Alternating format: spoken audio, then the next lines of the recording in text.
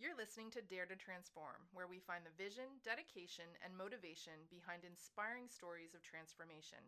This is episode number 6, Debunking the Balance Myth. I'm your host, Angela Harris, founder of Work of Heart, bringing you a Missing Link Technologies production. My guest today is someone who has played a huge part in developing and supporting this podcast, and who is well known in our community as a very unique business leader. Charles Gervais has been the president and co-owner of Missing Link Technologies, MLT, since 2012. He originally started with the company in 2003 as a technologist and was promoted to general manager in 2007. He is the visionary behind the unique corporate culture of MLT and responsible for the creation of their core values. In 2017, Charles was the recipient of the Business Leadership Award from NBCC, and he continues to be a mentor with the NBCC OASIS Program for entrepreneurs.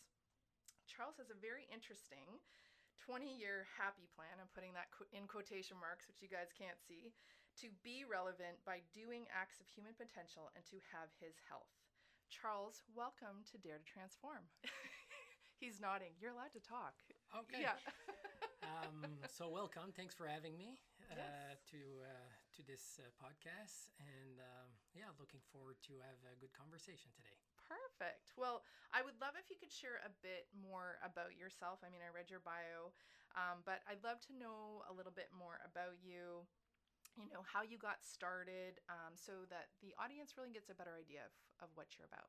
Yes. So I was born in Grand Falls, or more precisely Drummond, up in northern New Brunswick. Yep. And I moved to Moncton in 2000 to study in tech, and that got me to get to know Paul Goodbout, the owner of Missing Link Technologies, which and the founder, and we just got into a good conversation that led me to start with the organization.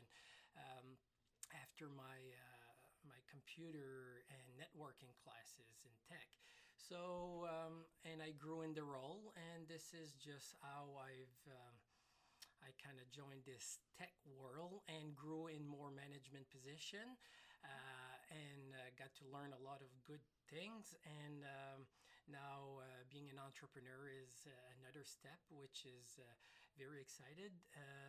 And yeah, looking... And here you are. Here I am. That's it. Yes. And so, was it your first job out of school? Actually, after school, I did a temporary job with CN, CN Rail, doing their computer upgrade to Microsoft XP, I guess, at the time, and it was just a mass upgrade. And after the project was done, I just transitioned with MLT in 2003. Yes. Okay. Mm-hmm. And so in my experience, like, you're either, into computers and tech, or you want to run away, really far away. So tell me, were you always into computers and tech and things like that growing up, or how did your, interest start? Yeah, not at all.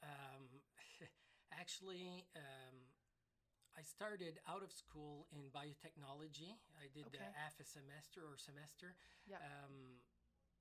And it was just something that I didn't see myself doing. Yeah. And I saw my brother doing a computer here in Moncton at NBCC the Tech, and I just saw, man, this is pretty cool, interesting, seems to have a future there. And believe it or not, I didn't have any knowledge. Although we always had computers growing up, but I was just playing game and loading up a few things. But then he was talking about this email address. That was back in 98 or 99. And I said, oh, I'm going to create an email address. So I just called him up. And I know, imagine back then, right? Yeah, You're like, just called email. Him up. Yeah, I called him up and I said, I got an email address. It's Charles Gervais, blah, blah, blah, at something. And he said, well, did you register it? I said, register it. I have absolutely no clue about computers and tech. Right. So it was very, very new. So when I came to Moncton, I'm French as mother tongue, so I went to English school, and everything was new. Tech was new, the language was new, everything was new. So I really had to adapt and So this is just how I got started. I just saw a future in tech, but had no background whatsoever. Yep. Okay, that's awesome Mhm. though. And it's cool when I talk to some of the people from MLT, some of the things that you guys have created and are working on, Mhm. it's right there, very innovative and very like forward thinking. So tell me a little bit more too. I know, so you've been, really in a leadership role for the last 11, 12 years here at MLT. Yeah. And so tell me a little bit more about how you get to, infuse your personality and your passions into the work that's being done. Well, basically, my passion is all about human potential. So I created the purpose of the company as to create a challenging environment to Mm-hmm. actualize on human potential. So this is really who I am. Is Mm-hmm. I really want to surround myself with people that will elevate the environment, Mm-hmm. and that's just what gets me up in the morning. This is just what gets me to talk to people and to co-create with people and to work in teams. And I learned so much from anybody, Yeah. and I want to be able to be relevant and do the same with the other people, so that hopefully this environment that we have is elevating everybody's game, Yeah. and to be able to do more. And um, so this is really my passion and who I am, and this is just how it gets. I bring it to in my daily routine, I guess, at Yeah. work and both personal. Yeah. That's awesome. And I think that's honestly probably like an the best analogy, the best it's the epitome of leadership is when you're focused on the potential of other people Hmm. over yourself, right? So thank you for sharing Yeah. that. Right. And I know that it's had a huge impact. I know people that different people that I've talked to over the years. I mean, we've known each other in the business community for the last few years, Hmm. and you're known as a different sort of leader. I mean, you really put your people first. I mean, it's something that I think a lot of entrepreneurs and owners and leaders aspire to, but to actually do it is a whole other thing. So tell me, where does that come from? Like, it's amazing that you have a passion for potential, but like did someone give you an opportunity? Did something happen for you to for the switch to kind of go off? I don't know. This is interesting. So I'm, I guess I'm thankful to be recognized as such, Mhm. but this is very just my natural human nature, I guess. Mhm. I'm very, I like to serve people. Yep. Like people come to my house and they all say like, "Wow, what an amazing host!" Like I'm always Yep. there, and I want to be there. Yep. But this just come naturally, I guess. Maybe putting people first. I just recognize that I'm just one person. Yeah. I could be a superhuman doing all these things, but if you can't do it all alone, and Yeah. you people are what get things happening. So Yep. just people want to see them being valued. So if you Absolutely. see this in soon, well, you'll be able to really to really put this in to really get people to, I don't know, to work with you. Mhm. You're creating allies and you're creating a bigger ecosystem, and so that the environment, I guess, is going to grow much faster, and that's it. So I don't know. It's just comes naturally, I guess. Well, and I think, to your point, I when people feel valued and when people feel like they're part of something, Yeah. they're willing to give you so much more than if they're, struggling or stressed out or they're not sure if they're still going to have a job, or whatever. I think that that goes a long way. I've read many quotes that say, like, people don't quit jobs. They quit companies, or they quit bosses, right? And it's those things that I think really make a difference for people. Yeah, so the boss word, that's something I don't like. Like when people say, "Oh, he's my The boss." best leaders always say that, Okay, Charles. They okay. always say that. Yeah. So I'm not surprised you're saying that too. It just irritates me because I'm Yeah. not the boss. I'm just one of the person that works with you Yeah. to make things happen. So, Yeah. um, yeah, that's it. So Yeah. So one of the reasons that I invited you to be a guest on the podcast, and really wanted to talk more with you, is that we already knew each other, but one day on LinkedIn we both responded to a post by Gary Vaynerchuk. And he's always very outspoken, and he has a lot to say, and I think he's really made an impact in the business world and on a lot of people as well. But I can't remember exactly what his post was about, but it was definitely about balance, about work-life balance. And so I replied to it, and I can be very opinionated also, as you know. So I replied to it, and then yours was like right underneath mine with, like, I'm sure at that point it was like 350 other comments, and I was like, oh wow, that's interesting. Like, Charles and I both in the same hometown, like, commenting on this. And so you had posted about One Life. And I'm like, oh, geez, you know what? This is probably like the fifth time that someone has talked to me about Charles's One Life theory. And like I said, both of us, we said different things, but they meant the same, in regards to the theory of work-life balance. And you and I have talked a little bit about that. But yeah, so I really want to dive into that. For me, I always, in my career, in my personal life, I was always striving for this, like, very fairy tale definition of balance, and feeling like I just really didn't have my act together. And, I'd be either really tired out from family, or I just wanted to put more into my work, but I couldn't because my son got sick that day, or, just like this very, just not good feeling about what I was doing. And so I realized in my journey the last couple of years that my definition of balance and of what I was aspiring to get to was completely, number one, unrealistic, and number two, not even what I actually wanted. So I'm going to stop rambling. Tell me about your One Life theory. So, well, I didn't create the One Life. It was just something that was brought on as a title that I connected to at the Wallace McCain Institute, which I'm part of. Yeah. But it's the way I structured it, I guess. Okay. So, again, a friend of mine, Jeff Schnorr, brought in the BDUF model. Okay. And that kind of just stuck with me, and I got to research it a little bit more. And this is basically how I structured my work-life balance, which I say, no, work-life balance doesn't exist. It just becomes a one life.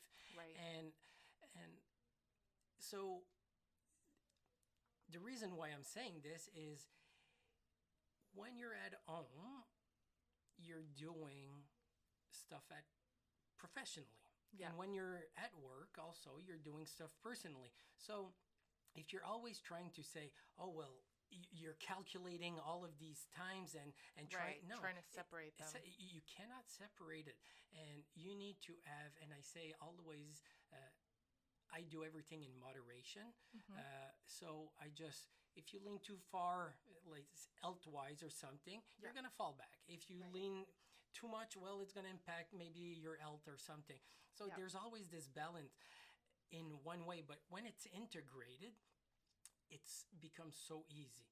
And the way I did it, it's by creating a one-pager. I'm big on one-pagers. Okay. Everything is on one-pagers, but it's a BDUF. So I've got a matrix of 1 year, 5 year, 10 year, and 20 years. So my end game is basically I wanna be relevant. Okay. Okay. And I want to have my health. Yep. So I want to be relevant. I want to do help others. I want to do human potential, and I want to And have when my you health. say you want to be relevant, like, do you mean you want to make impact? Is that what you're? Well, in order to do all these things, uh, I need to make sure that I'm healthy. Right. So if I'm able to walk and use my brain and Yeah. all of this, I need to be healthy. So that's the first thing. Okay. So this will get me to learn, Okay. to be part of conversation, and this is where the relevancy comes in. Is I'm able to learn new things, I'm able to network with people, I'm able to just be to be relevant in the business world, or even in the personal world, or in anything. Whatever it So is. Yeah. I'm not going to become stale and saying, oh, he's a one-line person, right? So Yeah. he used this A one-hit wonder. yeah, and I'm always Yeah. using this, and well, Yeah. it gets stale after a while. Yes. So if I'm healthy, I'm able to learn, I'm able to connect with people, I'm able to be more to be more up there, and this will get me to help others. Right. And if I'm helping others, I will also learn. So I'll become even better at my with my knowledge and everything. So it's just a cyclical thing. Right. But I know it sounds like, oh, is really what it is. But as soon as you write it down, you've thought about it. Yeah. And when you think about something, well, it becomes really clear in your brain. Yeah. So since I did this, I think I did this 3 years ago. Okay. Well, pretty much everything becomes, I don't want to say easy, but easier decision. Right. So when I do stuff with my family, I don't feel guilty about leaving stuff from work. Right. Like, you don't have any guilt. You're just moving on, and you never look back. Yeah. Because you're just at peace with a lot of things you do. And nothing is perfect, but wow, it helps so much. And this is what I call my one life. This is just the road I'm following, and I will keep focus and discipline. I love that. I think, as a coach, I talk a lot about the importance of writing things down. And whether it's like you write them down with pen and paper or on a computer or whatever it looks like, it doesn't need to be perfect, doesn't need to be a fancy, strategy or, fancy document even, right? But when you write things down, I feel like, and this is exactly what you said, it's like you're getting really clear on what you want things to look like. And then, as you get more clear, you're like, okay, this is my job today. This is my role. This is how I'm going to show up. And you do that, whether it's in your work or at home or, in the business community. So I think that, getting really clear on that is important. I also, though, think that people need to recognize that you have the option to change it. Right? Sure. Like, if something, because sometimes we can't always anticipate what's going to happen next. Your company might get bought out, or, someone gets sick, or someone breaks an ankle, or whatever. You need to have the ability to, like, on the fly go, okay, this needs to change. Or you recognize that that's not what you wanted. Yeah. There's times where I'm like, as I was moving up the corporate ladder, I thought that I knew what I was working towards. And then as I got closer to it, I was like, that's not actually what I want. So pivot. Absolutely. Right? Yeah. And by doing this, you're not going to become a victim of because the other way around is it's the have-do be. Yeah. So that you become the victim. And the victim is just following something that never fulfill you. Yeah. And you can achieve great things, but once you're there, you're never satisfied. You're always going to say, okay, well, there's probably something more, and you're always searching for something that doesn't even exist. Right. So once you're at peace and knowing exactly what you want, and the reasons why, well, it becomes so easy. Absolutely. And you just need to think about it and Well, ready. and I think the other thing, like you're just talking about your ability to do great things, I think a lot of times people don't take the time to look back at the little things Mhm. they've done, right? Because a lot of times those little things add up to big things like that you could be working towards in your goals. Like maybe it's a book you read, Yep. maybe it's like, a 2 hour, online certification that you did. And, all of these things, as long as you're working towards your goals, Yep. like eventually you'll, get to what it is you want to do. Absolutely. So, And I'm a big fan of small things. yes. Uh, I do everything like with agility in an agile way. So I do small iteration, and Okay. that gets me to fail fast. Yeah. Okay. I love that. I'm also a fail fast person. Yeah. So failing fast is good. And like maybe a year ago, Yeah. a coworker of mine just sent me a video, and it was not failing fast, but failing mindfully. Yes. And so this is also very true. Yeah. But just the cyclical uh, trials, right? Yeah. Of trying something and just knowing the outcome so that you can improve Right. faster. Yeah. So this actually eliminated a big fear that I had throughout being an entrepreneur. Okay. Is the fear of failing. Right. Oh, It's almost shit. like if you expect it, Absolutely. right? It's like, Everything- all yeah. right, whatever. It's It gonna just- happen. As soon as you experience small failures, Yeah. you look at the bigger picture and you say, well, the company will not shut doors tomorrow, Right. and because you're always trying different things. So Yeah. then this went away, and that was a big. It's a huge mind shift. Absolutely. Yeah. Yep. Mhm. Yeah. And I think, I mean, fear is definitely one of the biggest things that I think all of us see out there, either whether it's in the corporate world or with entrepreneurs. Like it's something, and there's all kinds of different fears out there. But Yep. when you can kind of work towards that and look at fear differently and look at like what's the underlying thing that's really stopping you, and then go, okay, well, if I try this and I fail, and I know that I potentially might and probably will, Yep. what are you going to learn from it? Yep. And then how are you going to use it moving forward? So that I agree, that was Yeah. a huge shift for me as well. Okay, so another question that I had, something that I get a lot of feedback from the podcast is around routines. So we talked about balance. And I shared with you before we started recording that my husband and I had a very interesting conversation about what balance meant. And I think even after this podcast goes live, I think that there's probably going to be a lot of chat about balance and what it means for people and their definition. But talk to me a little bit about your daily routines. You kind of you brought it up a little bit. But one of the things I'm curious about, do you have daily routines to stay healthy, like morning or evening or exercise, whatever it looks like? I really don't have a set routine. 'Kay. And I don't meditate, and I don't do too much, I guess. So Yeah. I wake up in the morning, I take care of my two kids to get them ready.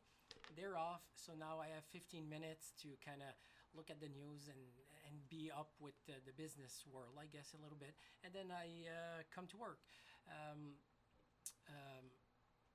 What I make sure is I do my very best to be at home at 5 p.m. or close to have supper with my family. Okay. So this is very important to me. Okay. This is something that I'm not going to try to change. Yeah. And this helps me connect with what matters most in life, I guess. Yeah. Just the connections, right? And after, I sometimes do exercise at night, or I just have just a dumb brain moment of listening to a Netflix or something. Just And listen, I'm with you there. Like, Yeah. we don't give ourselves enough time to do those things, to just like open space in our minds, right? Absolutely. Yeah, again, everything in moderation. So I'm not like, oh, I'm going to go exercise for 2 hours every day, or no, it's just I do things when I can. Yeah. And sometime I put the kids to bed, and me and my wife has just a good conversation, or we play Yeah. cards, or sometime I just connect back to do work items, Yeah. and this just allows me to get these things. But again, Mel, my wife, and Yeah. I have good communication. We have an Yeah. open communication that allows all of these. Because I'm not alone into this family or In any of relationship it, or in the right? business, so Yeah. it's always finding the right approach to what's next. But I'm a big fan of being present. Yes. If you're at a place, well, be there. So when I Yeah. work and play with my kids, I go down to their levels. I crawl. Yeah. I do all of these, and well, this is exercise in a way, right? So, I know. I say the same thing but with to my be kids. present, yeah, to be present when you're Yeah. at work, you're present. Like, Yeah. be mindful that you're doing something that to make the biggest impact, I guess. Yeah. Yeah, I love that. Okay, another question that I have. Do you have I was gonna say business related, but do you have a book that has inspired you or that jumps out for you? It's okay if you say no. Well, Sometimes when I put people on the spot, they're like, I'm not a. I don't read much books. Okay. Okay. I read a few business books, and Well, it can just be online content too. There's Well, there's no rules okay. when I'm in charge. There's no rules. fair enough. Well, for the books, it's all the same principles. So I apply these principles, and then I go read a few blogs here and then. Okay. Yeah. So I read a lot of stuff on LinkedIn, and just gets me to good articles that will and I apply it on my own. So Yeah. I don't have anything. It's just whatever shift that day, I guess. Yeah, like Mhm. whatever's intriguing or makes you curious. Absolutely. And that's Yeah. what that's another thing I always tell people. Because sometimes people feel like they need to have a very like structured approach. They need to only read books about personal development or leadership or whatever. I'm like, just follow your curiosity. Yep. Like I asked a question yesterday in my Work of Heart community, asking what people were like, what do you want to know next? Yep. And the question, like the responses that came in, I had a hairdresser who wants to know graphic design. I had, for me, I'm like, I want to know more about like doodling and lettering and like art, art stuff. And is that going to help me in my business? Probably not. Maybe, but it doesn't even matter. It's about like following your curiosity, and maybe that'll connect you to somebody that will be relevant to your journey. And I read a lot about just transformation. Yes. Yeah, this is what I've been on, and this is mindsets and how people see things, and so the transformation is a big topic right now, actually. Yeah. Well, and I would say transformation is a big topic in so many industries, Mhm. so many like in corporate, in mindfulness, like personal growth. Transformation is everywhere. Yeah. And I mean, and to be honest, that was the reason that I agreed to come on to work with you guys. The idea of transformation and having the vision and dedication to making that happen for yourself. So tell me a little bit more about that as we wrap up. Tell me a bit more about transformation and why it's important to you. Well, throughout the years working with big companies, and because of our outside of the box thinking mindset here, Yes. we always wanted to improve and bring new things, but things was very slow to become reality. Yeah. And so I started digging further and understood that okay, it's not just the way we articulate it, or it's not good ideas. It's the fear of the people's mindset towards change, towards I don't know, innovation and different things. People fear change. Absolutely. And so if the culture doesn't allow for people to accept it, to embrace it, and then this is where I started to learn more about the transformation. So this is where we started talking about the Dare to Transform. And I Transform is basically a spin-off that we're actually working very much on to it's a dedicated methodology, platform that allows for these things to happen faster within organizations, and being able to do sustainable business digital transformation. So it's not just everything in silo or just the traditional approach, and you grow as you go. So you start doing efficiency projects or initiative, and you grow to optimization, and all the way to transformation to create new business models, and so you cannot push somebody to just do something too fast. You need to learn how to walk, and then you run, and then you jump, and so it's done in steps. And this is just what we are working on to create a baseline and a maturity level that we know as a baseline today, and it gives us the ability to customize a roadmap for digital roadmap and digital strategy, so that you will be successful, and it will be sustainable.